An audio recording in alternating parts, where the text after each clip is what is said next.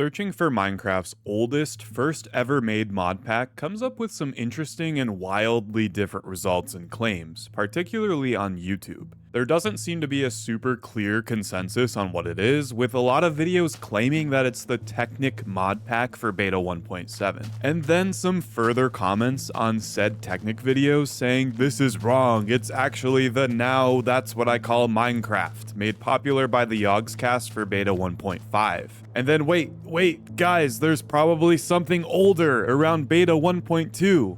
Well, yeah, there is.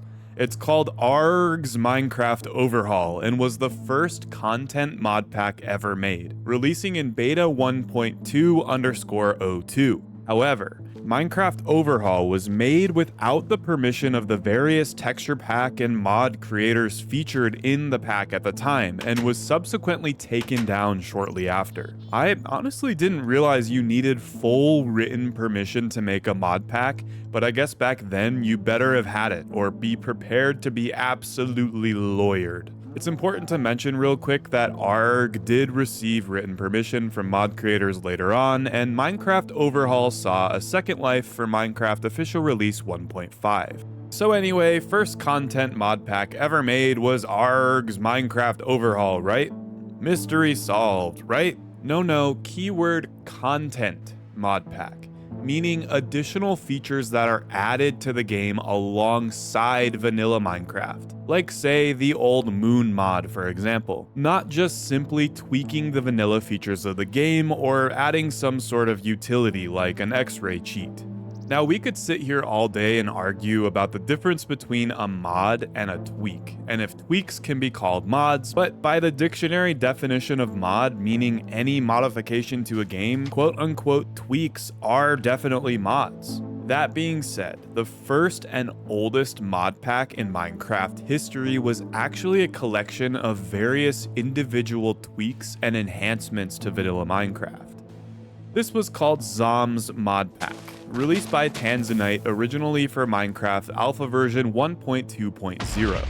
This predated ARG's mod pack by 3 months, now that's what I call Minecraft's mod pack by 7 months, and the first release of Technic by a whopping 9 months. This is an eternity of time in the early ages of Minecraft.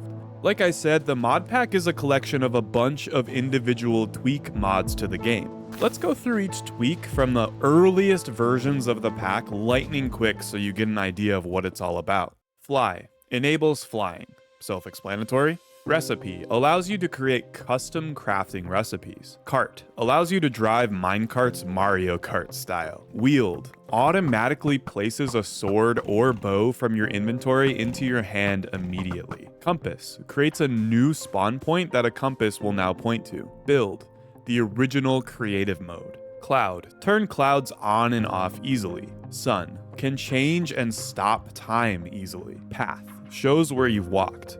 Spawn allows you to control where and when mobs can spawn. Safe shows where light levels are not good enough to prevent hostile mobs spawning. Craft, the original shift key, allowing you to grab the maximum amount of crafted items immediately. Boom allows you to alter creeper and TNT explosions to be more or less powerful. Ore allows you to redistribute all available ores back into chunks. This is incredibly useful for adding new ores to old chunks.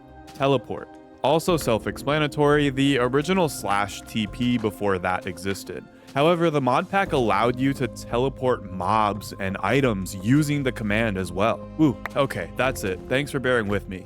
Now, this obviously was mainly cheat-ish mods that gave players an edge in their survival adventures. Seems pretty harmless on the surface, but there was a massive problem in the early days of Minecraft: multiplayer server security. Almost all of these tweaks I showed you were able to be used in multiplayer environments. They are client-side mods, and at the time were almost completely undetectable by automated processes. You see, a lot of Mojang server-side protections, such as Enable Fly, weren't even a thing yet, let alone really any third-party plugins made for server security. Fly protection from Mojang wasn't added until around April 2011, and the mod pack was released in October 2010. So unless you got caught exploiting the game, you could use Zom's fly function to fly in multiplayer servers without being kicked. I even read stories of players using an old login exploit that logged you in as an admin of a server, then using the build command to give themselves unlimited items. And swapping between sword and bow at the click of a button gave a huge edge in PvP situations.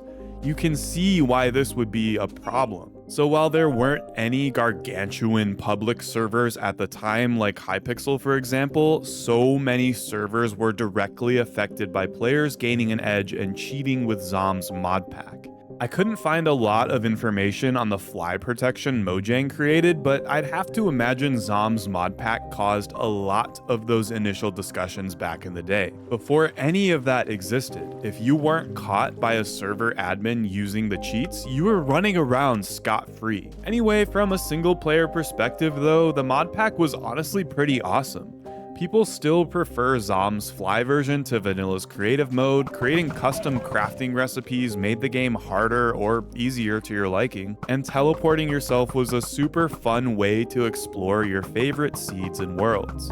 Plus, the minecart racing command thingy is so stupid but so fun, and is much better than the Mario Kart spin-off on minigame servers. I'm not so sure Tanzanite meant for it to blow up into some massive multiplayer cheat issue, but it's the Minecraft community. Always prepare for the absolute worst. I wasn't able to find a copy of the original mod pack from the alpha days, unfortunately. The earliest I could find was the beta 1.2 edition on a GitHub archive that I've linked in the description, and that's the one I'm featuring in these video clips. So if anyone has the alpha version or knows where we could all find it, please leave a comment and let me know. In the intro, I mentioned a few of the earliest mod packs in the game, and hinted at there being a huge time gap between them. When you look at something like Curseforge today, there are zillions of mod packs that work flawlessly, being released every single minute. Why is that? Well, I'm not going to dive too deep into that question because 1, it's really complicated, and 2, I am not very well informed on how this stuff actually works. So combine reason 1 and 2 and you'd have a recipe for disaster with me even trying to explain. However, think back to the early days of Minecraft modding. Remember the meta-inf folder? The one you famously had to delete to get any mod working? Well, getting one mod to work with another mod was like deleting a billion meta-inf folders hidden in the jar files of the game. Minecraft is full of hundreds of individual class files, and they don't like talking to each other nicely if literally any tiny thing is off. Block IDs were a mess back then too, so any modification to those meant a mod could not work with another mod without that other mod matching the changed block IDs. That's just scratching the absolute barest surface ever. There's so much more that goes into it that I personally couldn't explain correctly if you held a gun to my head. On top of all of this, most mod creators were not creating their mods with compatibility in mind back then.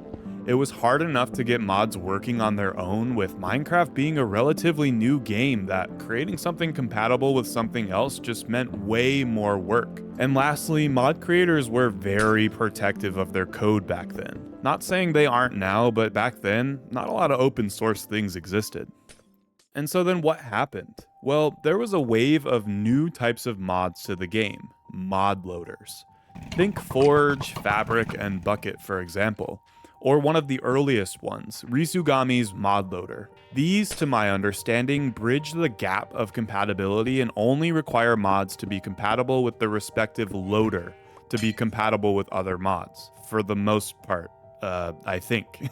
Don't crucify me if I'm talking out of my ass here, but the point is, all of the sudden there was an insane boom in mod packs as these mod loaders made compatibility more accessible. This led to the creation of huge mod loading launchers such as Curseforge. You may have heard of that. It makes creating mod packs as easy as dragging and dropping, which honestly is mind-blowing that people have figured out something like that. It's probably not that complicated if you know what you're talking about and doing, but to the layman vanilla enjoyer like me, it's magic.